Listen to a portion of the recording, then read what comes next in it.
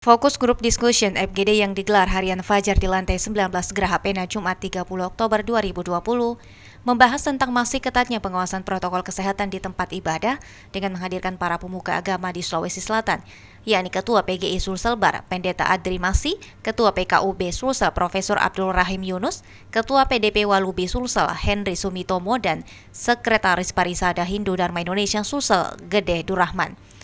Pada diskusi banyak membahas tentang pentingnya penerapan protokol kesehatan di tempat ibadah, bahkan belum adanya keputusan pemerintah untuk membuka tempat ibadah secara resmi seperti tempat umum lainnya. Dengan menerapkan protokol kesehatan yang sangat ketat di tempat ibadah merupakan salah satu upaya untuk mencegah penularan COVID-19 seperti di masjid harus menjaga jarak saat sholat, di gereja harus menggunakan masker saat menyanyi, bahkan boleh menyanyi dalam hati. Bahkan saling berjabat tangan pun tidak dianjurkan sebelum mencuci tangan atau menggunakan hand sanitizer. Nah, di Pura sendiri dengan adanya ini persembayangan kami atur sedemikian rupa. Jadi di masa new normal sekarang ini tadi kapasitasnya kalau sembarang itu adalah 350 dalam ruang ibadah itu, jadi kami 50 orang saja dengan mengatur jarak, menyediakan sanitizer, mencuci tangan, pecalang juga aktif dalam hal ini. Ya, tapi di Bisibu tetap menjaga protokol kesehatan. Hanya saja bandel di sana ya itu. Nah, tentu saja di sana ada juga hal yang perlu dikembangkan ekonomi. Kalau macet terus ekonomi gimana? Nah, makanya harus ada berimbang.